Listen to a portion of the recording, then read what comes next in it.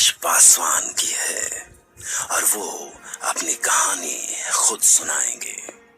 वो एक construction company में कारीगर थे और अनजाने ही एक ऐसी खौफनाक घटना से गुजर गए जिससे गुजरने के बाद उन्हें खुद यकीन नहीं होता कि आज वो जिंदा कैसे हैं। पर क्या आप उस घटना पर यकीन करेंगे? शायद। वहाँ बड़ा सा ताल था। ताल के बीचों बीच टापू में बांस का जंगल और जंगल के बीच एक बहुत पुराना महल वैसे तो बहुत सुंदर था पर बहुत ही पुराना था। 700-800 साल कह रहे थे लोग। इसी से उसका हालत बहुत ही खराब हो चुका था। तो सरकार उसका मरम्मत कराने का सोचा तो बहुत सारा लेबर जो है, कारीगर जो काम पे लगा, उन्हीं में हम थे। हम और हमारा औरत सुमन और हमारा 1-1.5 साल का बच्चा सूरज, हम दोनों लोग जो है, हम और हमारी पत्नी वो पूरा दिन भर काम करते। सब सूरज जो है वो हमारी पत्नी के कमर से बंधा रहता था। दिन भर काम वाम सब खत्म करके महल के एक छोटा सा कोने में कमरा बचा था, वहीं पे हम खा पी के सो जाते थे। कुछ दिन तो सब ठीक ठाक रहा पर फिर एक दिन रात में बहुत अजीब अजीब आवाज सुनाई देने लगा।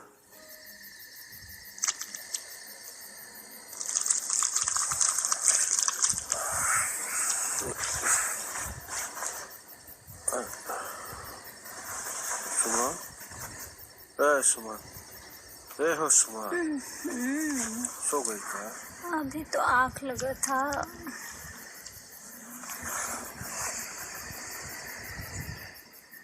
सुनो तो, तुमको कुछ सुनाई दे रहा है? का?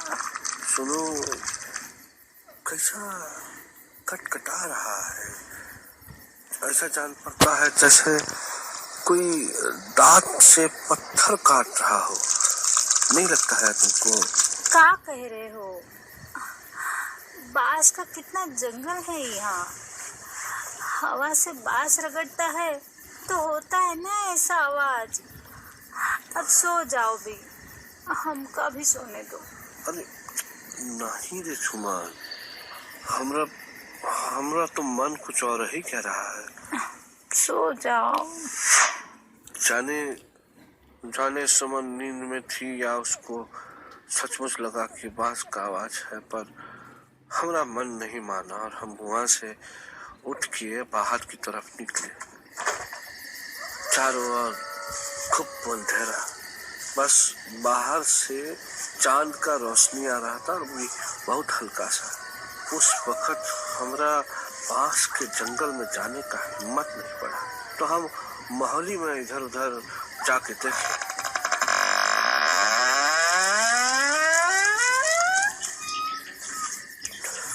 कहाँ से आ रहा है ससुर करती आवाज, समझ नहीं, बुझा नहीं रहा। कोनो आदमी, कोनो जानवर कुछ नजर भी नहीं आ रहा है, पर अंधेरा के अलावा वहाँ कुछ नहीं दिखा। तो हम वापस लौटने लगे कि तभी अचानक एक जगह पे हमको लगा कि वो आवाज, जो कटकटाने वाला जो आवाज है, वो तेज हो गया, बढ़ गया। तो हम रुके।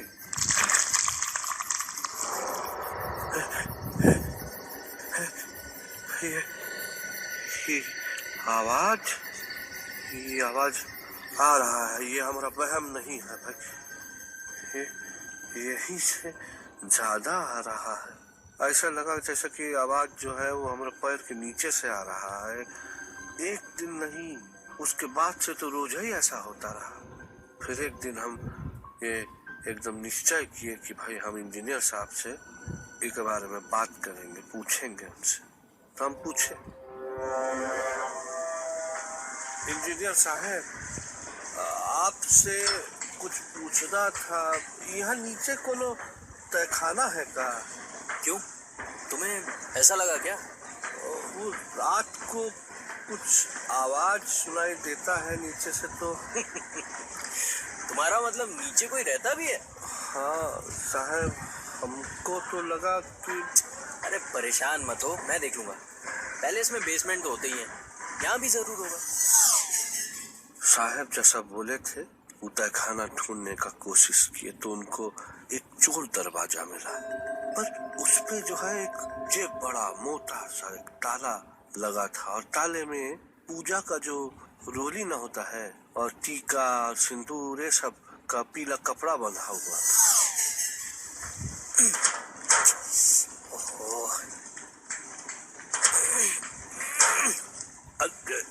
साहब अरे क्या हो गया?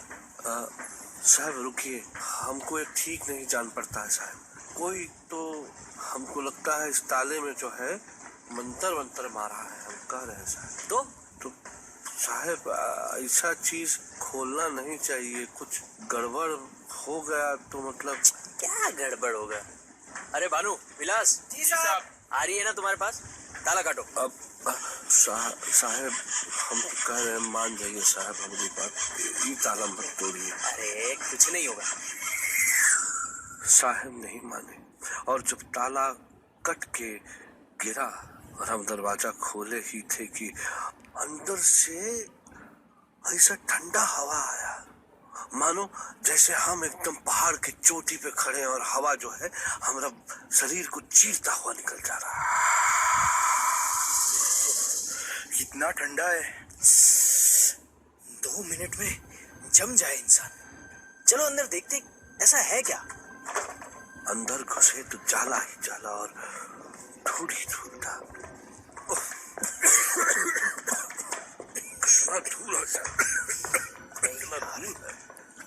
पर एक बात बहुत अजीब था, हमको किसी का सांस लेने का आवाज साफ सुनाई दे रहा था वहां। और जैसे ही हम पलटे अचानक जोर से दरवाजा हिला, ऐसा लगा जैसे कोई था वहां जो दरवाजे से टकरा के बाहर की तरफ जोर से निकल के भाग गया। ये क्या था? कुछ समझ में नहीं आ रहा साहब, कोई जानवर रहा होगा। जानवर इतना बड़ा और किसी को दिखा भी नहीं। कुछ और होगा साहब, जनावर होता साहब तो फिर बरसों से बंद तहखाने में जिंदा कैसे रहता साहब। अरे बकवास मत करो, कुछ और होगा। उस दिन क्या हुआ किसी को कुछ समझ नहीं आया, पर उसके बाद से हमारा जीना आराम हो गया। रात भर वही आवाज आता रहता, कभी बिल्कुल हमारे पास जैसे कोई पत्थर चबा रहा। नहीं, शायद किसी का हड्डी चबा रहा, जैसे लकड़ बग्घा चबाता है। हम सुबह किसी को बताते थे, कोई हमारी बात नहीं मानता था। और फिर एक रोज आधी रात में अचानक किसी का चलने का आवाज से नींद खुला।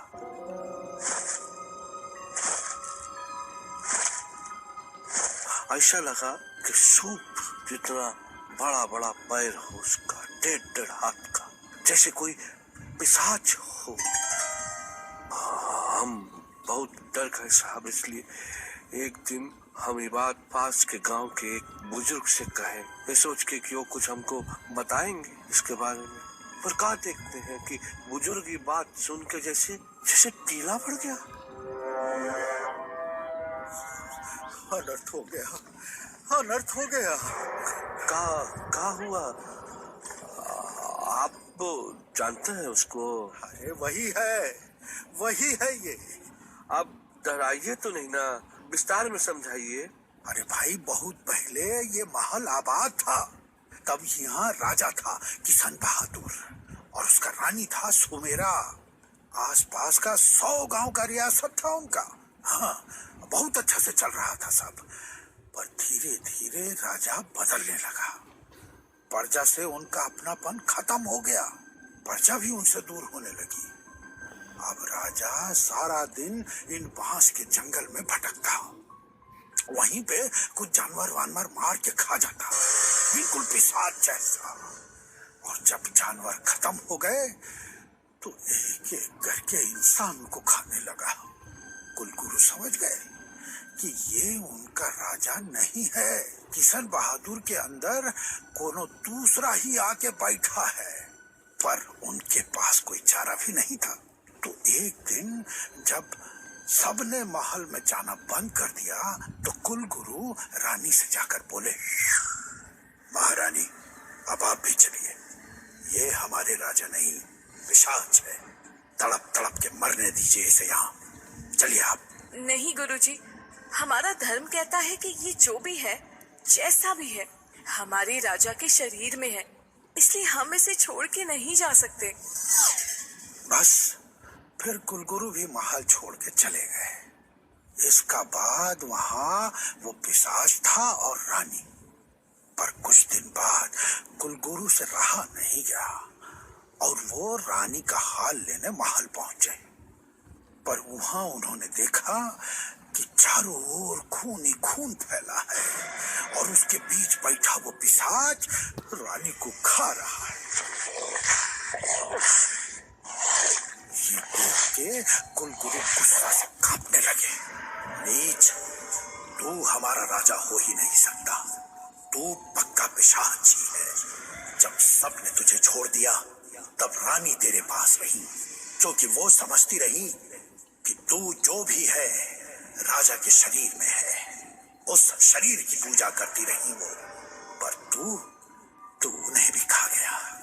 तेरी एक ही सजा है, जब तक ये दुनिया है, ये महल है, तू इस महल के तहखाने में बंद रहेगा और तू खाएगा, पर अपनी हड्डियों को।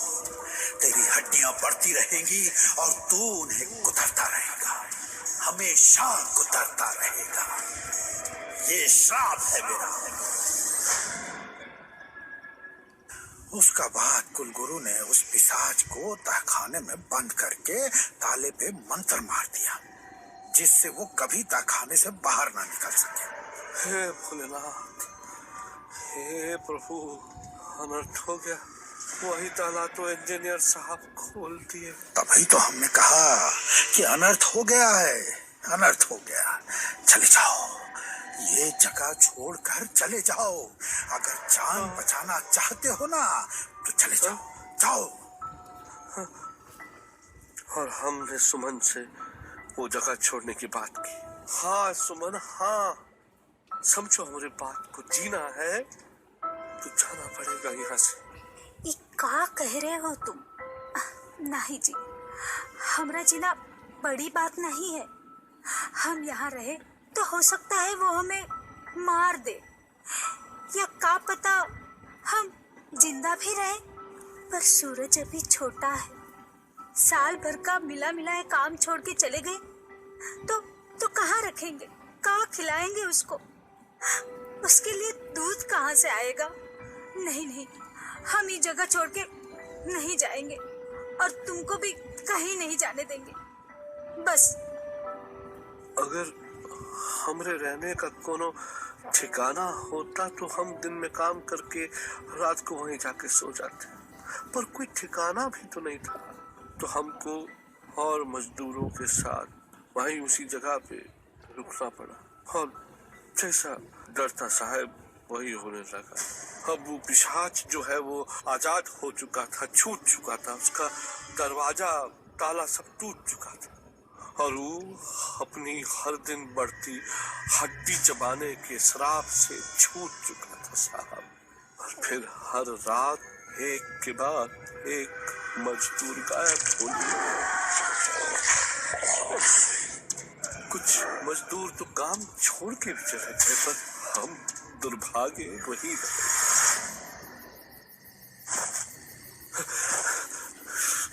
सुमन, हे सुमन, सो गई कहा? नहीं, डर से नींद कहाँ आता है। देखो, उसका चलने का आवाज आ रहा है। आज वो यही है, हमारे पास डोल रहा है। सुमन सुनो, हमारी बात ध्यान से सुनो। कुछ भी हो जाए, कुछ भी, सूरज को अपने सीने से चिपका के रखना, समझे? हाँ, तुम भी सोने का कोशिश करो। सोएंगे नहीं तो दिन में काम कैसे करेंगे? उस रात बड़ी कोशिश के बाद नींद आया, पर आधी रात अचानक हमको बहुत जोर का दर्द हुआ सा।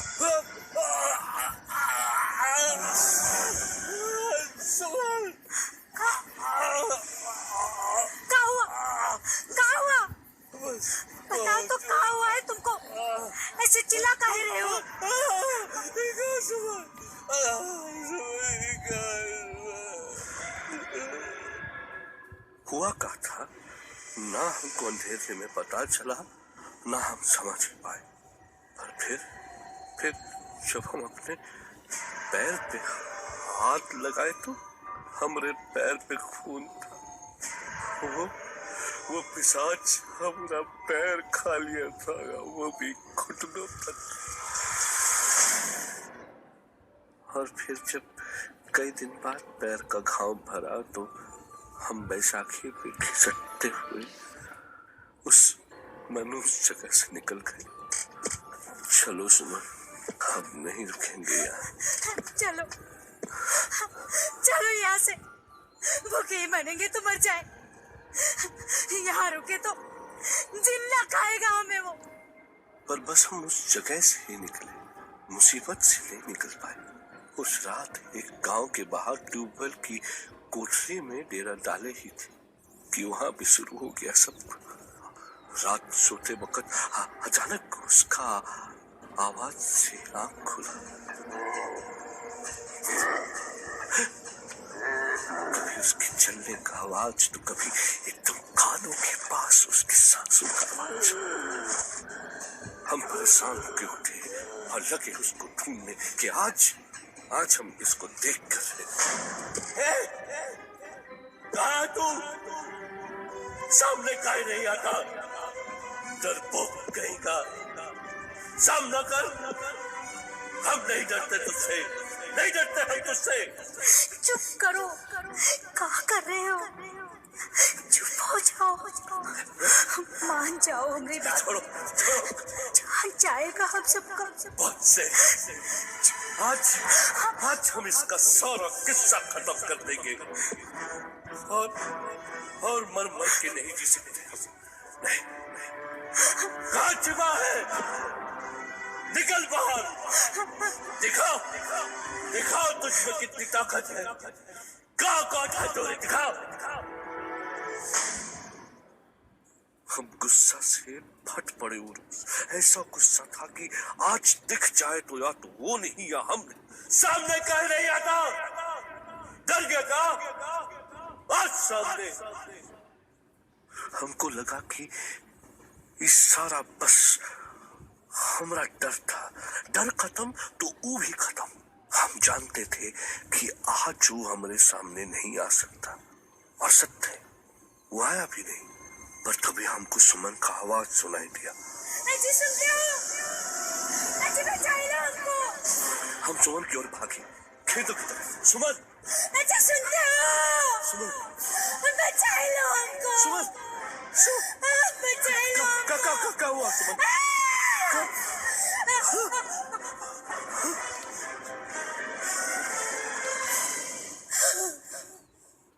और हम वहां पहुंचे तो हमारे सामने खून से लथपथ सुमन का लाश पड़ा हुआ था। और जानते हैं उसको कौन खा रहा था? उसको हमारा 1.5 साल का बच्चा सूरज खा रहा था। चारों ओर खून ही खून फैला था और उसके बीच में बैठा हमारा छोटा सा सूरज चबा रहा था अपनी माँ का हड्डी।